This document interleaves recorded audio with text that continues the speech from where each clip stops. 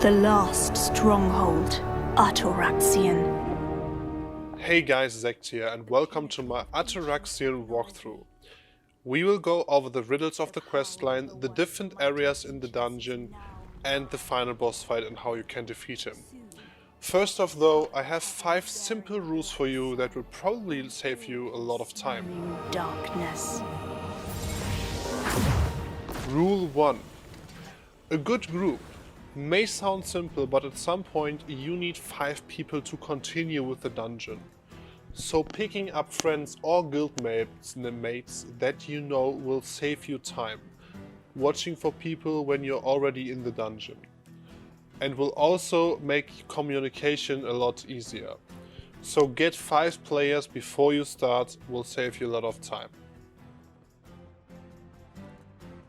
Rule 2. Make sure you got time. To finish the dungeon, especially when it's the first time or you're also doing the quest line, this whole thing will take time. Since you need 5 people for the dungeon, have enough time available. Because if not, your team can't continue without you and at some point they need to do the whole thing again with another guy and this can really get frustrating. Rule 3. Restart your console before entering the dungeon. Simple, since the game is crashing here and there, and especially when your console is on for quite some time already, will save you a lot of time because when you crash inside there are areas where you can't continue and you have to start again. Rule 4. Prepare items. Cron meals, enough money for villa buffs, draws, elixirs and other buffs, and 20,000 Agros points for the weekly quest.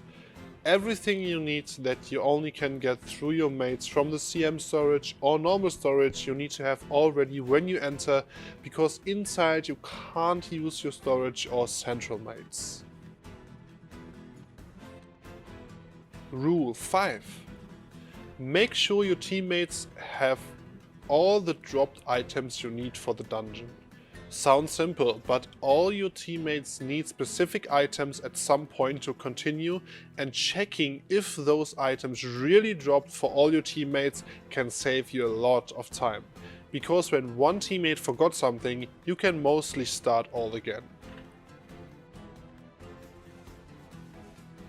Now we come to the start of ATORAXXION. I will not go over every single quest because most of it is really understandable and easy to follow, so we will only go over the riddles and the dungeon itself. First riddle.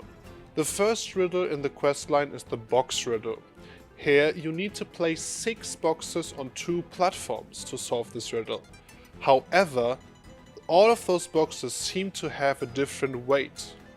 So to solve that riddle, we place 3 boxes on each plate and then try to switch one by one until the platforms in front of you, which the yellow energy beams had the same height. When you got it right, a little sphere will appear and you can continue with the quest line. Second riddle. The second riddle is the Ancient Warrior riddle. First, the person who wants to do the riddle needs to talk with the white sphere. Next to it you can see a little ancient warrior that starts to smash in different directions. Each of those different moves will point to a different platform.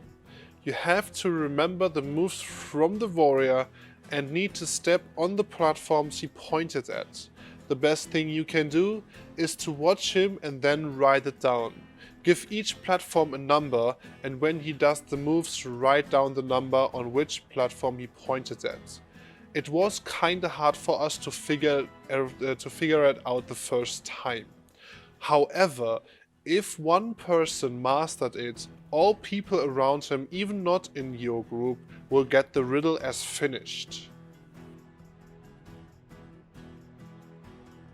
The third riddle is the blue-red riddle.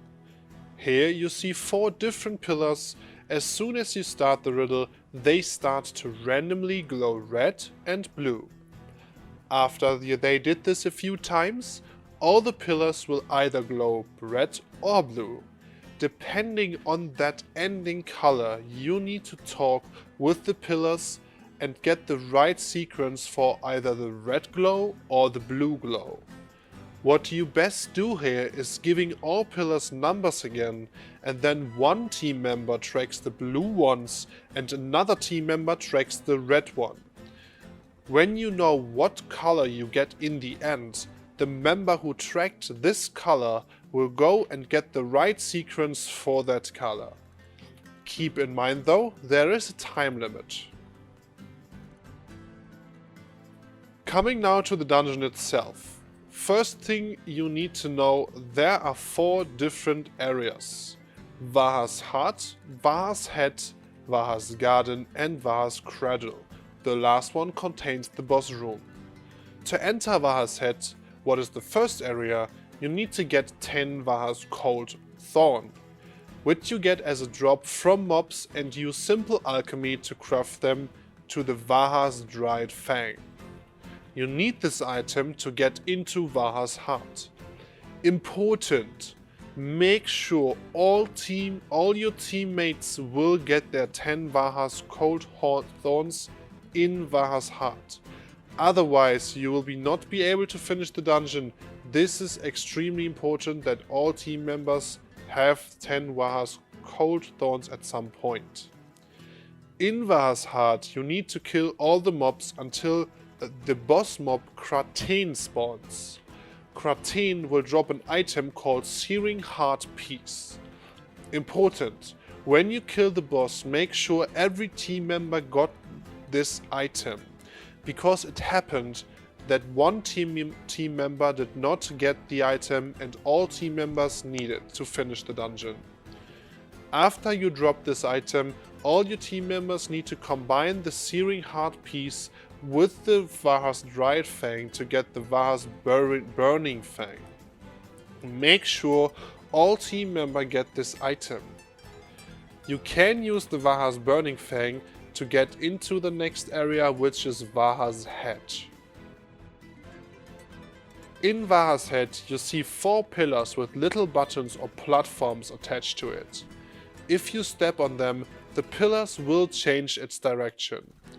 Do this until the arrows on the pillar point in the direction of the white sphere in the middle.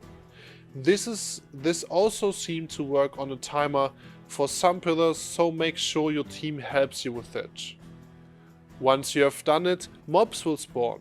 Simply kill them until the boss mob Atene spawns. Once Atene is spawned, 3 different pillars will appear in 3 colors: red, blue and yellow. Now you let 2 players constantly attack the boss and the other 3 go to each of the pillar and wait.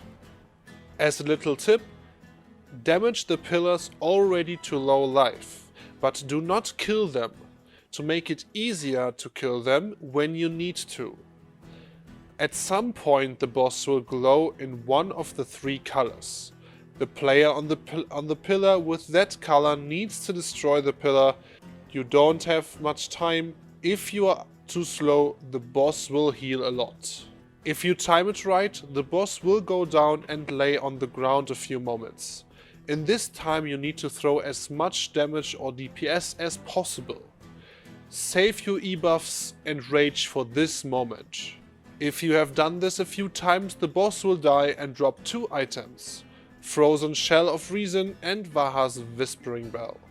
All team members need to combine their Burning Fang with the Frozen Shell to get the Vaha's Twisted Fang, and combine that item with the Vaha's Whispering Bell to get the Lucretia Dagger.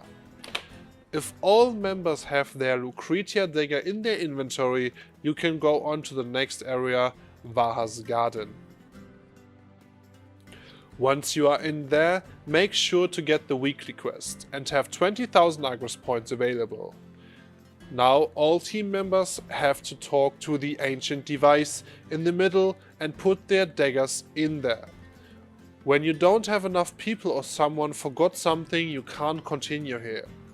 After all team members put their dagger into the device, you get teleported to the last area, Vaha's Cradle. There you can find an ancient device again, make sure to repair and get supplies with pots if needed. Now the final boss fight begins. The final boss has 3 phases. I will explain now how you can beat this boss relatively easy. To make it a bit easier, we will give each team member letters now. First off, player A, B, C and E will aggro the boss mobs away. Player A and B will go in the left corner and aggro the boss in this direction, while player C and E will go in the right corner and aggro the other boss in the right direction. Player D will stay in the middle and destroy all the glowing pillars in the room. Those pillars will create little white circles. After a while, mobs that are called seaters will spawn. You need to aggro those mobs into the white circles to kill them. And no matter what you do, player D should not pull the mobs into the bosses, because they heal from them. Player A, B and C and E need to constantly damage both bosses. However, you have to watch out for the boss's health bars. You need to keep both bosses on roughly the same HP. If you damage one boss too much and the other one is still full HP, both bosses will reset. If you don't see a health bar, just always call out to your team when the color of the health bar is changing. If one boss has a yellow bar and the other one an orange one, the team with the orange bar needs to wait until the other team did enough damage to the other boss to also make their boss's health bar orange. If you dealt enough damage to both bosses, phase 2 will begin. In phase 2, the bosses start to fight together and form one boss. Damage this boss until it spawns pillars in each corner of the room. Each pillar has a different color. A few seconds after this, little fairy lights will appear in different colors. If you walk through those lights, they will follow you. You need to take them to the pillar with the same color. Be careful though, don't walk too fast or use movement skills, because the lights will lose their aggro to you.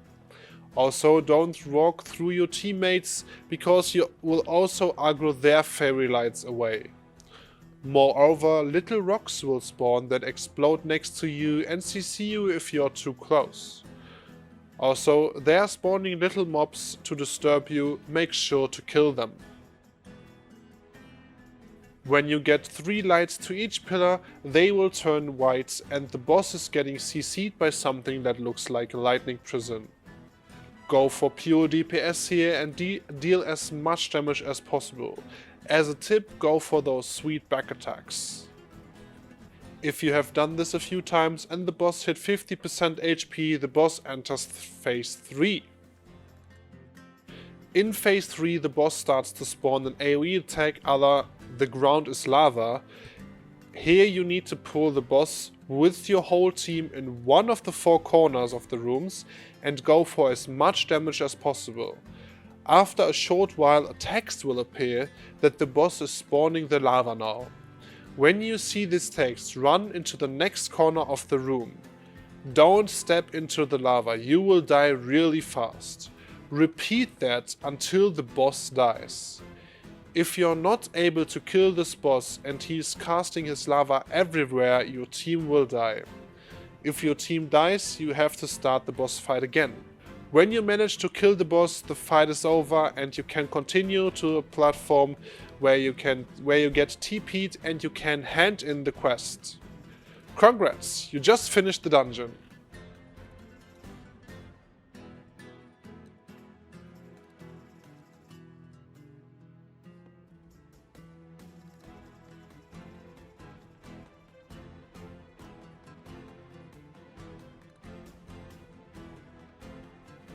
Hey guys, I hope that could help you with my walkthrough, and with that being said, thanks for watching guys, leave a like and a sub, and we see us next time.